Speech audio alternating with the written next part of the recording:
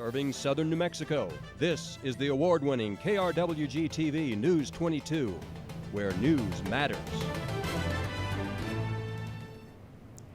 Good evening, everyone. I'm Madeline Nielsen. And I'm Diego Velasquez. While the Aggie football team has been getting ready for the Battle of I-25, nobody anticipated the Battle of the Bands.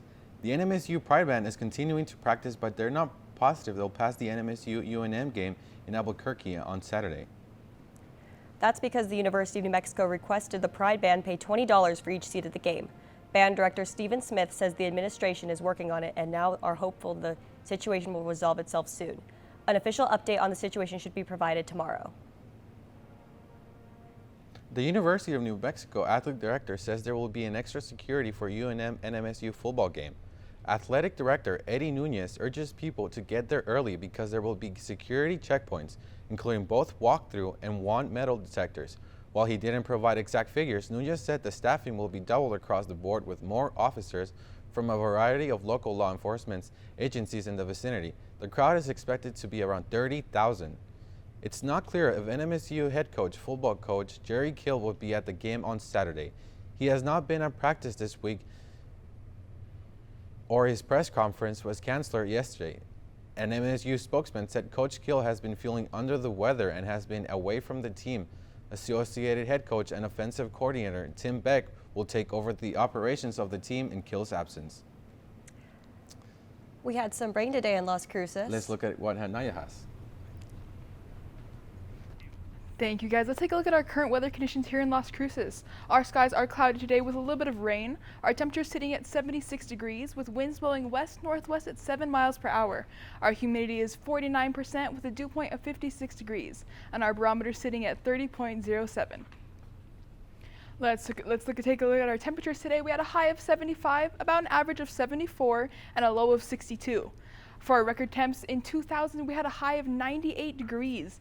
And for low in 1968, we had a low of 48 degrees. Today, we had some rain, like they said, with about 0.45 inches, and that brings our yearly total into 4.31 inches.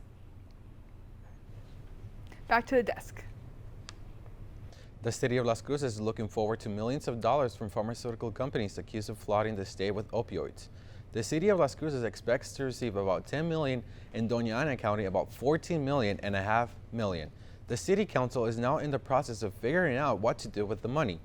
Major Ken Miyagashimi suggested forming a mental health joint power agreement between the city and the county to direct the funding.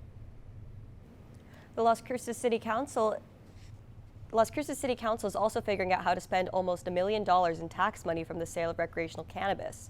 Las Cruces has received tax revenue from 67 dispensaries in city limits since recreational sales started in April of 2022. Council members discussed potentially attaching cannabis tax revenue to another existing fund to be used as part of the general fund. There's another oil and gas drilling rig in operation in the Permian Basin.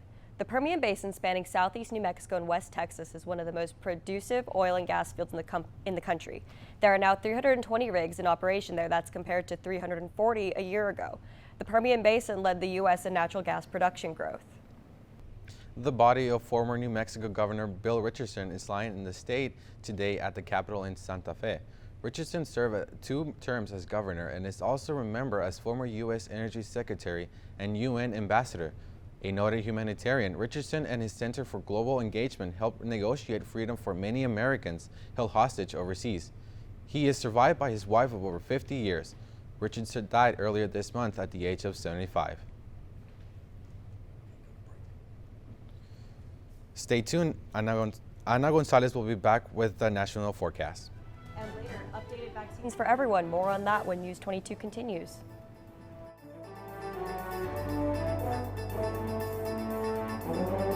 If your watercolor came to an auction, it would probably sell for between $1,000 and $1,500. Whoa. Yeah, not bad for $2. Now that's money well spent. Your investment in this PBS station brings Antiques Roadshow into your home each week. Call, text, or go online to give now. I think I'm gonna be rich.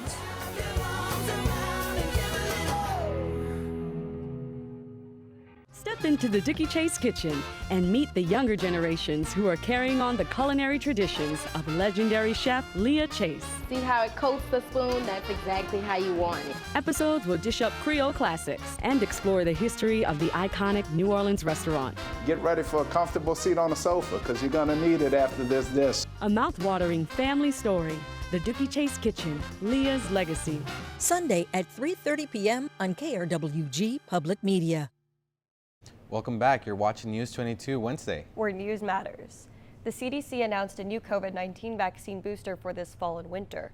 The CDC recommends everyone 6 months and older get an updated vaccine to protect against the outcomes of COVID-19. Updated vaccines from Pfizer and Moderna will be available as shipments start arriving in New Mexico later this week. Flu and RSV vaccines are also available at healthcare providers and pharmacies throughout the state.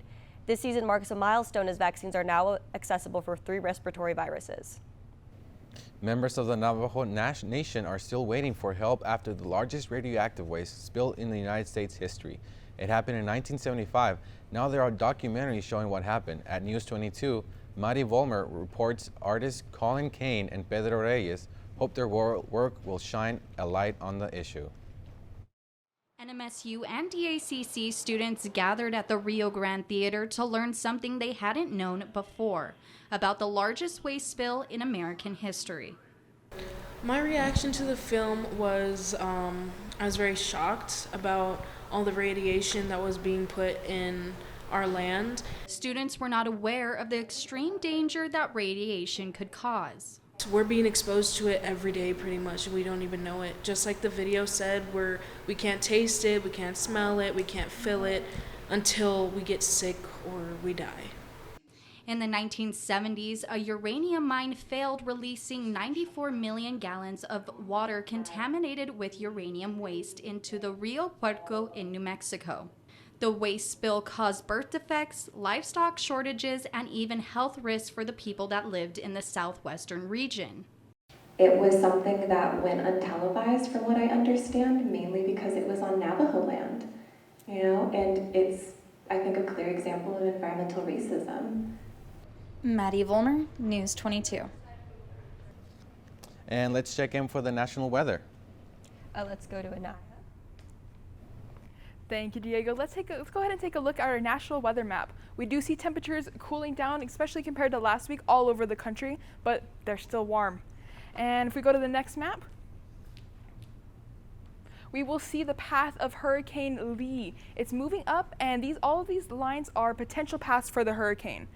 And this is for the next 5 days. It's a big storm brewing, but we'll be good here in New Mexico. And in the next map, we see our rain and snow forecast for the next 48 hours. You can see this rain and snow that we had today moving into the Great Plains area and all the way up to Wisconsin area. And that is it for your local weather. Don't go anywhere. I'll be back later with your local weather.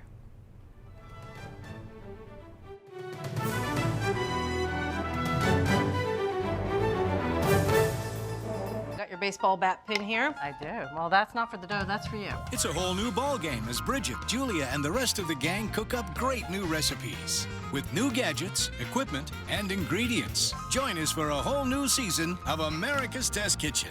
Saturday at 4 p.m. on KRWG Public Media. Ask This Old House is back on the road to answer questions about your house. 1, 2, 3. Watch a brand new season of Ask This Old House. Saturday at 1:30 p.m. on KRWG Public Media. KRWG-TV's public file is available at 2915 McPhee Circle in Milton Hall, Room 117, on the campus of New Mexico State University. Regular business hours are from 8 a.m. to 12 p.m. and 1 to 5 p.m. weekdays. You can also view the file online at publicfiles.fcc.gov. Welcome back. Let's take a look at our temperatures all around the land of enchantment. As we see up in Farmington, they're sitting at 77 right now. Gallup has 69 degrees. Santa Fe, 67. Albuquerque metro area, it's 67 degrees. Clovis, 73. Socorro, 75. Ruidoso, 64. Roswell, a nice hot 80 degrees. 76 here in Las Cruces, and Deming is sitting at a nice 72. Tomorrow's weather for the same places: Farmington with 76, Santa Fe 72, Gallup 76, Albuquerque 79, Clovis 80, Socorro 81, Ruidoso 74, Roswell 88, here in Las Cruces 90 degrees, and in Deming also 90 degrees. Tonight in Alamogordo they will have partly clear skies with a low of 59, and tomorrow they'll experience partly sunny skies with a high of 87. Truth or Consequences will experience some rainstorms tonight with 56 as the low, and tomorrow more thunderstorms with a high of 84. Silver City, again, partly cloudy skies tonight with a low of 55, and tomorrow nice bright sunny skies with a high of 80. And finally, tonight in Las Cruces we will have partly cloudy skies with 61 as the low, and tomorrow again partly cloudy with 90 degrees as the high. Back to the desk for some more weather. Thanks, Naya, for the weather update. Everyone was low and slow this past weekend at NMSU. The University Museum held an exhibition to show lowrider culture on the border car clubs and had their cars on full display, showing the detail and care put into them. Many also dressed in pachuco wear, and classic oldies were playing, giving attendees a full lowrider culture experience. People forget that culture of just being. You don't have to be fast, you don't have to be loud, you don't have to be nothing. You can just cruise. These exhibitions help to expose younger generations to a culture that is prominent in New Mexico. And Ben is next with sports.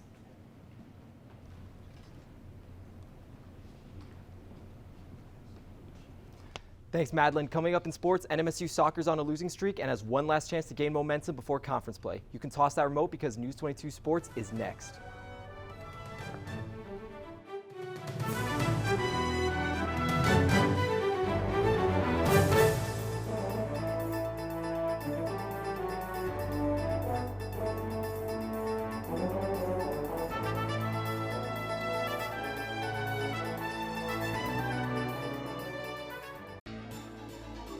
Okay, go.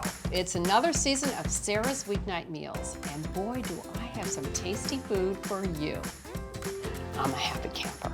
Oh, my whole family is jealous right now. Plus, answers to your culinary questions. When it cooks, it all comes back together. And my best cooking buddies. Oh, I'm so excited. Join us on Sarah's Weeknight Meals. Saturday at 3 p.m. on KRWG Public Media. 200 years ago, sea captains, merchants, and shipbuilders lined the streets of Newburyport, Massachusetts. Now, people are lining up to make these houses their forever home. We love it. We don't see ourselves leaving at all. But our This Old House homeowners want contemporary living without losing the old world charm. Look at this kitchen. Watch as we modernize this tired 1890s home while keeping its character on This Old House. Saturday at 1 p.m. on KRWG Public Media. This is KRWG-TV News 22 Sports. Welcome back. I'm Ben Schlittler, and let's talk sports. After a rough Sunday afternoon in Albuquerque, NMSU soccer has one more chance to secure momentum heading into conference play, going to LA on Thursday to take on the USC Trojans. After a 3-1 defeat at the hands of UNM, where NMSU seemingly couldn't make a single shot, this will be the final non-conference game for the Aggies. USC is coming off an NCAA tournament bid last season and are playing with a chip on their shoulder after getting upset versus Utah Valley. The game kicks off at 4 p.m. Thursday on the Pac-12 network. Both the NMSU men's and women's golf teams hit the links this past week and both secured top 5 finishes. For the women, in a career-defining performance, Emma Bunch hit a personal low 67, finishing in the top 3. Angela Garvin also had a strong showing, placing top 25. Aggies took 3rd in the Fall Week Challenge. It was a tougher road for the men, who had a 3-shot lead in the Gene Miranda Invitational entering the final day. However, a monster day from defending champs Colorado State pushed the Aggies out of the top spot, but the Aggies still secured top 5. It was a big weekend of big defeats in high school football. Mayfield had a chance to continue their undefeated bid against the number 3 ranked Centennial Hawks, but the Hawks had other plans. Centennial seniors Daniel Hernandez and Jesus Barraza powered through for 6 combined touchdowns and left the Trojans counting the lights with a 42-0 win. It wasn't great for the other Cruces teams either. Oregon Mountain had no answers for Rio Rancho in a 34-7 loss, and Las Cruces was boat raced 42-14 by the 4th-time defending champion Cleveland Storm. The worst fears of Jet fans have been confirmed. Aaron Rodgers will be out for the rest of the season with a torn Achilles. 14 minutes into his career as a Jet, Aaron Rodgers got sacked by Leonard Floyd and never got up. Team doctors have confirmed that Rodgers is going to miss the rest of his season. Zach Wilson is the starter right now, but unsigned names like Carson Wentz and Chad Henne have come up. After selling the farm to trade for the future Hall of Famer, the Jets are faced with no option but to move on without Mr. Rodgers. After a disappointing World Cup for Team USA basketball, change is on the horizon. LeBron James, Kevin Durant, and Steph Curry are looking to reunite for one last Olympics. This current men's team did not medal in the last World Cup and was called by many a JV squad compared to what Team USA could have been. In response, LeBron has confirmed his spot on the Team USA roster for the 2024 Olympics, with Katie and Steph likely on the way. Team USA is entering Paris with a purpose after a difficult 2020 Olympics showing. With 2024 looking as competitive as ever, Team USA just got the boost that it needed. And that's all for sports tonight. Join us tomorrow for more sports action. Still ahead on News 22, Anaya will be back to take a look at your 5-day forecast. But first, another planet with life. More on this when News 22 continues.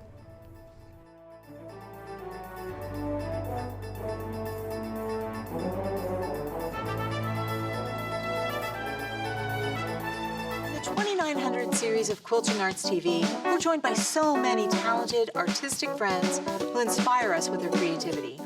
We'll explore the intersection of technology and art, introducing laser cutting into our work.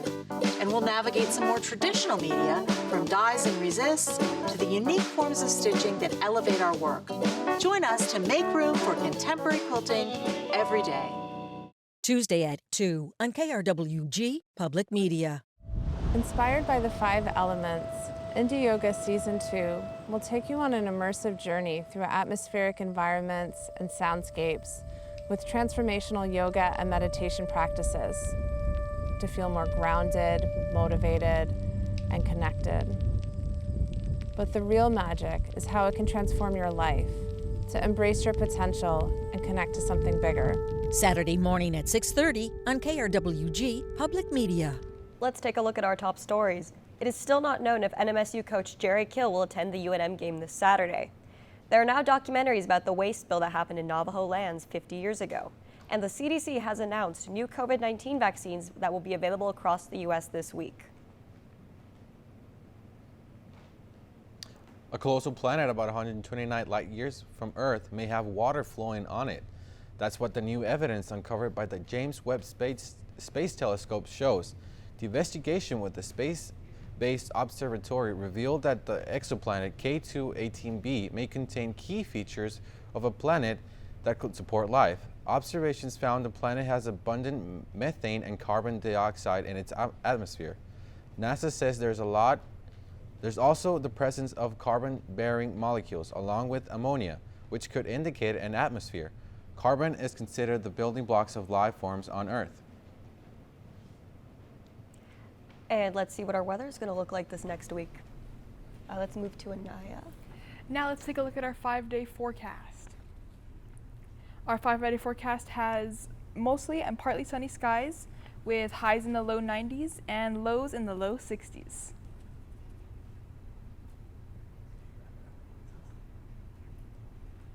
And back to the desk. And that's all for News 22 Wednesday. Thank you everyone for joining us tonight. Tune in tomorrow night as we cover more news. I'm Diego Velasquez. And I'm Madeline Nielsen. And from the whole News 22 team, Diego, Anaya, Ben, and myself, good night.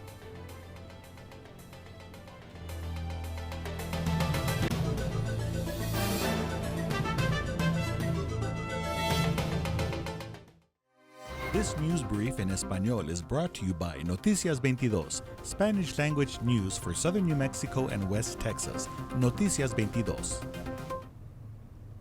Gracias por continuar en Noticias 22. Yo soy Emiliano Ñiguez Salgado. La controversia que rodea a la banda de marcha de la Universidad Estatal de Nuevo México continúa. Como recordaremos, el día de ayer se compartió la noticia de que la Universidad de Nuevo México en Albuquerque quiere que cada miembro de la banda Pride de NMSU pague $20 por su asiento en su estadio universitario en el juego entre los Lobos y los Aggies este sábado.